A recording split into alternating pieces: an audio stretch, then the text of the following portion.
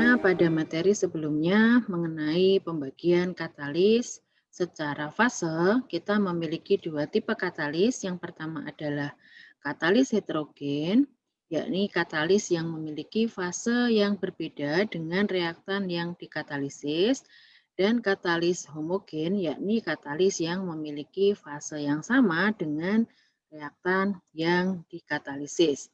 Jadi misalnya reaksi itu berlangsung pada reaktan-reaktan yang memiliki fase cair, maka katalis homogen akan memiliki fase cair juga. Jadi dia memiliki fase yang sama dengan fase dari reaktan. Akibat dari fase yang sama ini, katalis homogen biasanya memberikan aktivitas yang lebih tinggi dibandingkan dengan katalis heterogen. Sebagai contoh, misalnya untuk reaksi sama-sama reaksi esterifikasi, pada umumnya penggunaan katalis asam dalam bentuk cair memberikan nilai efisiensi dan nilai aktivitas yang lebih tinggi dibandingkan dengan penggunaan katalis padatan. Kenapa ini terjadi? Karena adanya effective collision atau tumbukan yang efektif yang lebih terjadi secara intensif pada fase yang sama. Nah, berikut adalah contoh-contoh dari katalis homogen. Misalnya katalis asam mineral pada reaksi esterifikasi, misalnya kita mereaksikan alkohol dengan asam karboksilat menggunakan beberapa asam mineral seperti H2SO4, HNO3, atau HCl, di mana katalis-katalis asam tersebut adalah dalam bentuk terlarut di dalam air atau dalam pelarut yang lain. Kemudian katalis basa pada transesterifikasi ini dapat kita temukan misalnya pada reaksi konversi asam lemak menuju biodiesel dengan menggunakan katalis NaOH. Meskipun NaOH secara murni dalam temperatur kamar itu merupakan padatan, namun dalam sistem reaksi transesterifikasi dalam pembentukan biodiesel, dia terlarut di dalam air ya, sehingga dia memiliki fase yang sama dengan fase reaktan yang dikatalisis. Yang ketiga adalah tipe katalis kompleks pada polimerisasi. Misalnya adalah reaksi yang dikatalisis oleh katalis Ziegler-Natta pada polimerisasi pembentukan polietilen. Dan yang terakhir sebagai contoh adalah katalisis enzimatik. Misalnya ada reaksi konversi dari urea menjadi CO2 dan NH3 oleh katalis enzim yakni urease, dan urease ini bisa bekerja apabila dia terlarut di dalam air. Berikut adalah salah satu mekanisme reaksi yang umumnya lebih eksplisit digambarkan pada katalisis homogen, yaitu pada reaksi esterifikasi menggunakan katalis asam Bronsted atau H+. Sebagai contoh, kita misalkan di sini ada RCOOH atau asam karboksilat bereaksi dengan R aksen OH, ini adalah alkohol, maka mekanisme yang terjadi adalah pada tahap pertama ketika di sini ada H+, H+ ini akan menyerang gugus karbonil dari asam karboksilat sehingga kita akan mendapatkan O dari karbonil bermuatan positif. Nah, adanya muatan positif ini dia tidak stabil dan dia dapat mengalami kesetimbangan bentuk dengan adanya karbokation ya. Jadi kemungkinan kedua atau dia berada pada kesetimbangan dengan bentuk seperti ini, dan adanya muatan positif dari karbokation ini kemudian dapat diserang oleh R aksen OH dari alkohol itu. Nah, sehingga dari sini kemudian nanti akan terjadi penyusunan struktur seperti ini. Ini ada perubahan posisi muatan positif. Nah, adanya perubahan ikatan ya terjadi karena adanya muatan positif ini, di mana kemudian satu hidrogen dari yang terikat pada O+ di sini akan dilepaskan. Demikian halnya dengan kemudian OH yang terikat pada atom C di sini juga dapat mengalami perubahan sehingga nantinya kita akan memiliki satu H+ itu dilepaskan dan juga kita akan mendapatkan produk samping dari reaksi yaitu H2O sehingga pada akhirnya kita akan mendapatkan struktur yaitu RCOO R aksen plus H2O dan dari reaksi ini kita akan mendapati bahwa H+ sebagai katalis asam itu dikembalikan dari reaksi.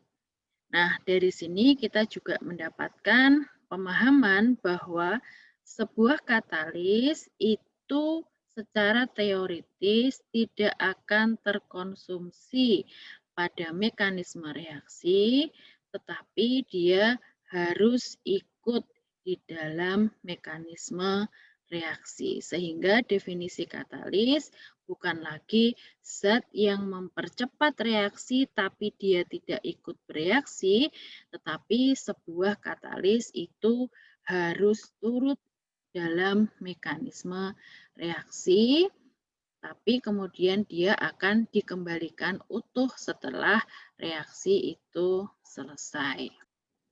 Contoh berikutnya dari katalisis homogen adalah katalisis basa dari NaOH pada reaksi pembentukan biodiesel hasil dari interaksi atau reaksi dari trigliserida dengan alkohol. Pada industri pada umumnya, katalis NaOH digunakan untuk menghasilkan biodiesel yaitu berupa ester dan hasil samping yaitu gliserol. Nah, karena NaOH ini bentuknya adalah terlarut, maka kita tidak akan mendapatkan NaOH kembali untuk proses berikutnya. Demikian halnya pada reaksi esterifikasi. Jadi, secara mekanisme, baik itu H+ maupun OH- itu dikembalikan utuh setelah reaksi selesai, namun secara fisik kita tidak dapat memperoleh H+ atau tidak dapat memperoleh H2SO4, misalnya pada reaksi esterifikasi kita menggunakan H2SO4, ataupun kita tidak dapat mengambil NaOH kembali. Mekanisme berikutnya adalah mekanisme katalisis senyawa kompleks, yaitu dalam hal ini adalah VCl4 pada reaksi polimerisasi etilen. Sebagai contoh di sini bagaimana mekanismenya adalah karena logam vanadium yang merupakan inti dari kompleks ini dia masih memiliki orbital D yang kosong dan adanya orbital D yang kosong ini dapat membentuk ikatan lemah atau membentuk ikatan dengan ikatan pi pada monomer vinil ya. Nah, kemudian sama halnya dengan pada mekanisme esterifikasi Di sini nanti akan terjadi rearrangement sehingga kemudian ada perubahan ikatan. Jadi yang terikat di sini kemudian dapat mengalami perubahan ikatan atau posisi ikatan dari adanya perubahan muatan positif. Demikian seterusnya orbital D yang kosong ini akan dikembalikan setelah penata ulangan ikatan itu terjadi.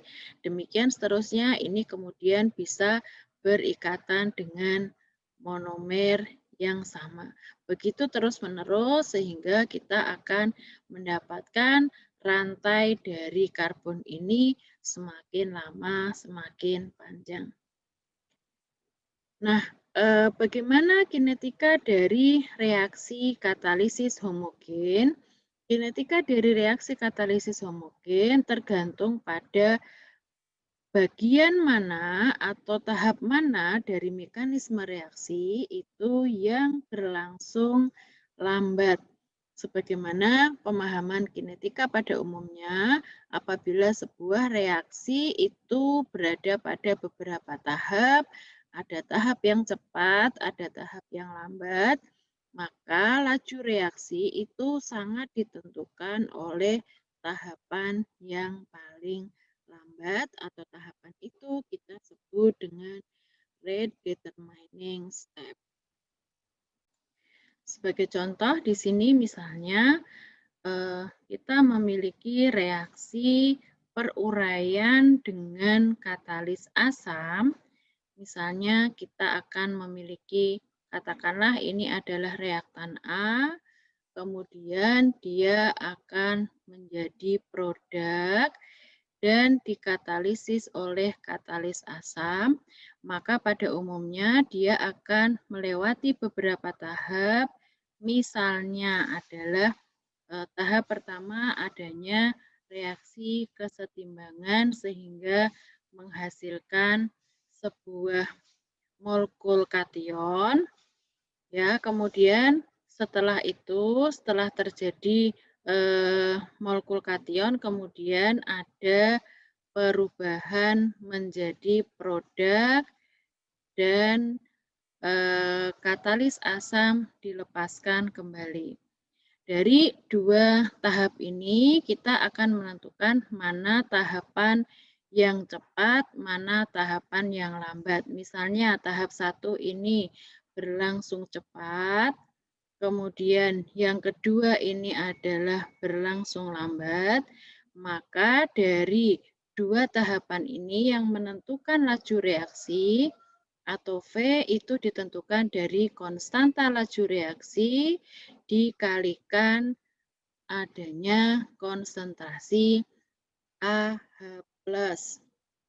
Nah, sementara konsentrasi AH+ ini juga ditentukan dari tahapan pertama yang merupakan reaksi kesetimbangan, dan pada tahap pertama ini kita nanti akan memiliki konstanta kesetimbangan untuk tahap pertama, yaitu besarnya konsentrasi AH+ dibagi dengan konsentrasi A dan konsentrasi H+, atau berarti dalam hal ini konsentrasi AH+ itu sebenarnya nanti akan tergantung pada konstanta kesetimbangan dikalikan konsentrasi A dikalikan konsentrasi H+. Jadi kalau nanti kita uraikan begitu ya, maka laju reaksi atau V ini nanti akan tergantung kepada konstanta laju reaksi, ini K kecil, dikalikan konstanta kesetimbangan, dikalikan konsentrasi A, dikalikan konsentrasi H+. Nah, dari sini maka kita bisa menyimpulkan bahwa meskipun katalis itu dia hanya mempercepat reaksi, tapi pada prakteknya konsentrasi katalis homogen juga dapat menentukan laju reaksi meskipun tidak selamanya kenaikan konsentrasi Katalis itu mempercepat laju reaksi secara linier. Ya, karena ada beberapa faktor yang lain. Nah, mekanisme-mekanisme ini nanti akan sangat banyak variasinya dan dapat kita lihat pada bagian atau pada bab dalam buku Kinetika Kimia, bagian katalisis, ada berbagai kombinasi mekanisme reaksi katalisis homogen. Nah, demikian pemaparan tentang katalisis homogen. Sekian, Assalamualaikum warahmatullahi